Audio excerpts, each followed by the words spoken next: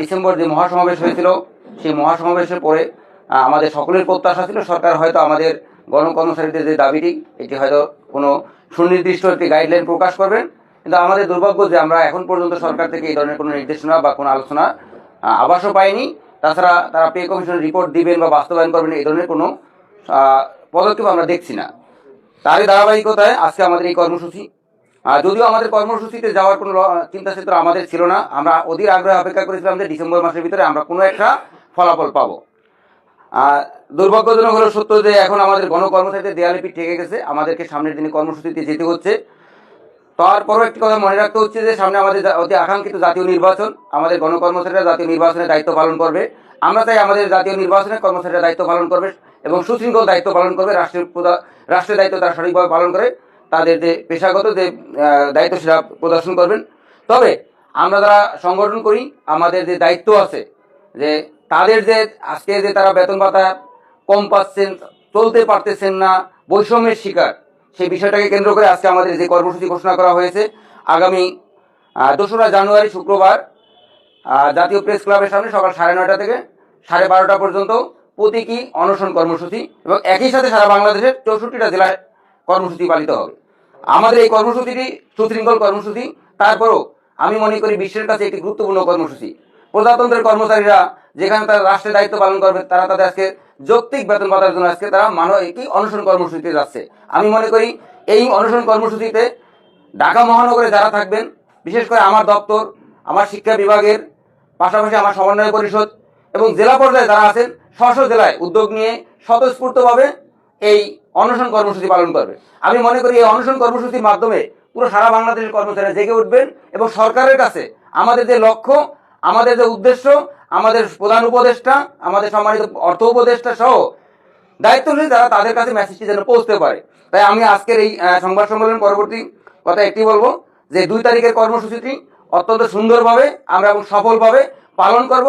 যে জেলায় আছি সেই জেলাতে অংশগ্রহণ করে জেলা পর্যায়ে আমাদের কর্মসূচি সফল করবে এবং ঢাকা মহানগরে আমরা যারা আছি আমরা ঢাকা মহানগরে প্রেস ক্লাবের সামনে সবাই যারা নিজ দায়িত্ব থেকে প্রেস ক্লাবের সামনে সকাল 9:30টার ভিতরে এসে আমরা আমাদের কর্মসূচি পালন করব এবং এই কর্মসূচি পালনের মাধ্যমে আমরা বিশ্বাস করি আমাদের যে দাবিটি সরকার বাস্তবায়ন করবে।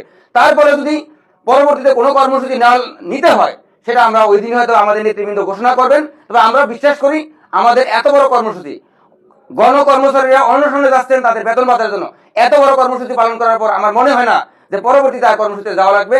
আমি শুধু একটু আহ্বান জানাবো আজকে সংবাদ সম্মেলনের পরবর্তী সময় থেকে যে আমরা 2 তারিখের কর্মসূচি পালন করব। পাশাপাশি যার যার সংগঠন থেকে এই 2 তারিখের কর্মসূচি সফল করার জন্য লিফলেট প্রচারণা অব্যাহত রাখবেন। সোশ্যাল মিডিয়া আছেন, যতদূর সম্ভব প্রচারণের মাধ্যমে সবাইকে জাগ্রত করবেন এই আশাবাদ জানিয়ে এবং আজকে গুরুত্বপূর্ণ কর্মসূচি ঘোষণা করার জন্য আমাদের যারা নেতৃবৃন্দ আছে সিনিয়র নেতৃবৃন্দকে ধন্যবাদ এবং কৃতজ্ঞতা জ্ঞাপন করে শেষ করছি। আসসালামু আলাইকুম।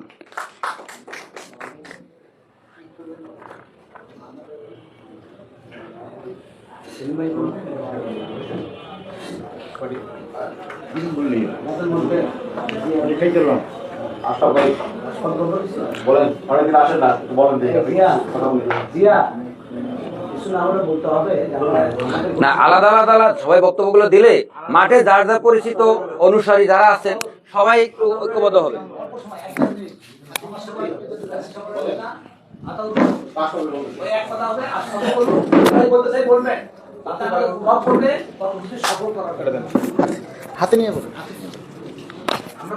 আসসালামু আলাইকুম। আজকে দাবি আদায় ঐক্য পরিষদের উদ্যোগে আয়োজিত এই সংবাদ সম্মেলনে ঘোষিত কর্মসূচির পরে আমরা আজকে উপস্থিত নেতৃবৃন্দ, আমাদের সরকারি কর্মচারীরা, সারা বাংলাদেশের গণকর্মচারীবৃন্দ আজকে দীর্ঘদিন ধরে আন্দোলনে করে গত মহাসমাবেশ পরবর্তী আমাদের আশা ছিল যে সরকার আমাদের জন্য যে ন্যায্য দাবি সে ন্যায্য দাবি বাস্তবায়ন করবে, আমাদের আর কোনো কর্মসূচি দেওয়া লাগবে না। এবং আজকে বর্তমানে আমাদের সরকারি কর্মচারীরা তাদের পেশাগত দায়িত্ব পালনের সাথে সাথে নির্বাচনী কাজের সেই প্রস্তুতি তারা নিয়ে আছেন, তারা নির্বাচন করবেন। কিন্তু দুঃখজনক হলো সত্য যে আমরা আমাদের সেই দাবি বাস্তবায়ন হয় নাই। আমরা আজকেও মানে কর্মসূচি ঘোষণা করতে হয়েছে। তো আজকে আমাদের যে কর্মসূচি ঘোষিত হয়েছে অর্থাৎ আগামী 2 তারিখ জাতীয় প্রেস ক্লাবে সকাল 9:30 থেকে 12:30 পর্যন্ত অনশন কর্মসূচি, একই সাথে সারা বাংলাদেশে এটা পালিত হবে।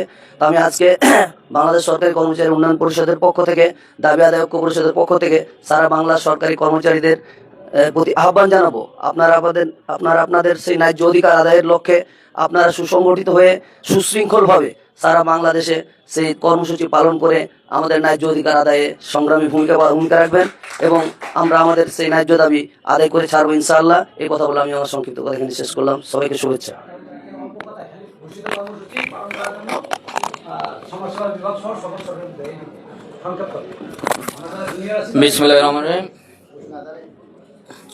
বিসমিল্লাহির রহমানির রহিম। বাংলাদেশ সরকারি কর্মচারী দাবি আদায় ঐক্য পরিষদের আজকের সংবাদ সম্মেলন। এই সংবাদ সম্মেলনের মধ্য দিয়ে যে কর্মসূচিটি ঘোষণা হলো, আগামী 2 জানুয়ারি রোজ শুক্রবার সকাল 9:30 থেকে 12:30 পর্যন্ত সারা বাংলাদেশের আমার সমাজসেবা অধিদপ্তরের জেলা সমাজসেবা কার্যালয় এবং উপজেলা সমাজসেবা কার্যালয় সহ সকল প্রতিষ্ঠানের নেতৃবৃন্দ সহ সকল কর্মচারী ভাই বোনদের অনুরোধ করে বলবো যে আপনারা আগামী 2 জানুয়ারি রোজ শুক্রবার 9:30 ঘটিকায় সকল জেলা প্রেস ক্লাবের সামনে প্রতীক অনশন পালন করবেন। এই বলে আমি আমার বক্তব্য শেষ করছি। আল্লাহ হাফেজ। আরো কেউ যদি চাই আমাদের জুনিয়রদের মধ্যে ভাইয়া, যদি কেউ চায়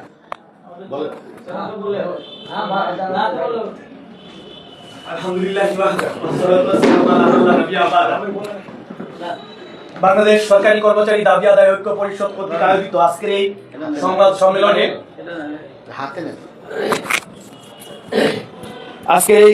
সংবাদ সম্মেলনে উপস্থিত আমাদের সিনিয়র পর্যায়ে, জাতীয় এবং কেন্দ্রীয় পর্যায়ে সম্মানিত নেতৃবৃন্দ সহ বিভিন্ন সংগঠনের নেতৃবৃন্দ, সবাইকে জানাচ্ছি আমার অন্তরস্থল থেকে আন্তরিক শুভেচ্ছা ও অভিবাদন। সম্মানিত উপস্থিতি, আমি 2-1টা বিষয় কথা বলে আমি সংক্ষিপ্ত বক্তব্য শেষ করব। সেটা হচ্ছে, প্রথম পয়েন্ট হচ্ছে, আমরা গত 5 ডিসেম্বর মহাসমাবেশে যেই সমাবেশে যে জমায়েত আমরা দেখিয়েছি, আশা করি আগামী 2 তারিখে যে প্রতীকী অনশন, সেই অনশনেও আপনারা সেই ভূমিকা রাখবেন ইনশাল্লাহ। যার প্রত্যেকের সেক্টর থেকে সর্বোচ্চ সংখ্যক উপস্থিতি রাখার চেষ্টা করবেন। এই বলে আমি আমার সংক্ষিপ্ত বক্তব্য এখানে শেষ করছি। আসসালামু আলাইকুম।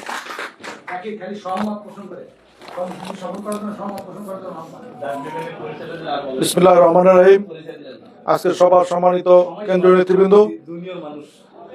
নেতৃবৃন্দ, আপনাদের এক দফা দাবির আদায়ের পক্ষে আমি সহমত প্রকাশ করছি। আমার সমাজসেবা অধিদপ্তরের প্রত্যেকটি উপজেলা এবং ইউনিয়ন পর্যায়ে যে সমস্ত কর্মকর্তা কর্মচারী আছেন, তারা এই দাবি আদায়ের জন্য সব প্রেস ক্লাবে, জেলার প্রেস ক্লাবে উপস্থিত থেকে এই দাবিটি বাস্তবায়নের জন্য সকলকে অনুরোধ করছি। ধন্যবাদ সকলকে।